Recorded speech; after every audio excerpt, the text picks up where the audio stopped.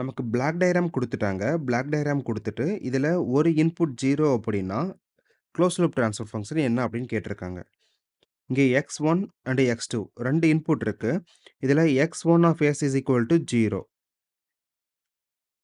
Then to find the transfer function y of s divided by x2 of x. இப்ப x1 of x 0 அப்படின்னா, இந்த summing பாயிண்ட்ல நமக்கு ஒரு இன்புட்ட கட் பண்ணிரலாமா? அப்ப இந்த வேல்யூக்கு நமக்கு எந்த ஒரு மீனிங்குமே கிடையாது. இப்ப இந்த பிளாக் டயகிராமுக்கு நம்ம குளோஸ்ட் லூப் கெயின் கண்டுபிடிக்கணும்.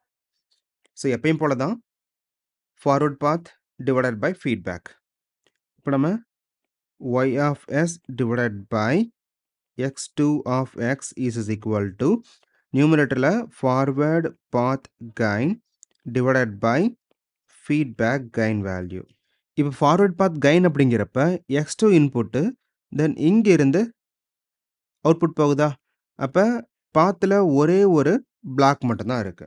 So the numerator value is 1 by s divided by feedback.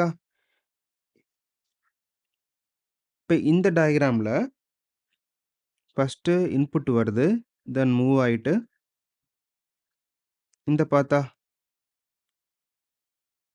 அப்போ நமக்கு என்னென்ன பிளாக்ஸ் இருக்கு? 1 by s, தென் இங்க மைனஸ் சைன் இருக்கு, இதுதான் இங்க கீ பாயிண்ட். அண்ட் இங்க s divided by 1 plus s.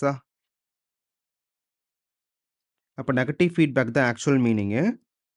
So 1 plus first block வந்து 1 by s, ரெண்டாவது block s divided by s plus 1.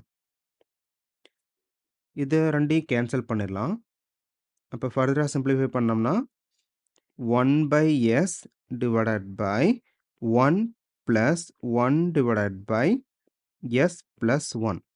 இதை கிராஸ் மல்டிப்ளை பண்ணிடலாம். 1 divided by s whole divided by s plus 1 plus 1, then whole divided by s plus 1. Then இந்த step denominator, இது 1 by 1 by அப்படிங்கிறப்ப நியூமரேட்டரா? அப்போ s plus 1 divided by s, then இந்த value s plus 2. இதுதான் நம்மளோட final answer. அப்போ தேவையான value y of s divided by x2 of s, condition x1 of s is equal to 0. Thank you.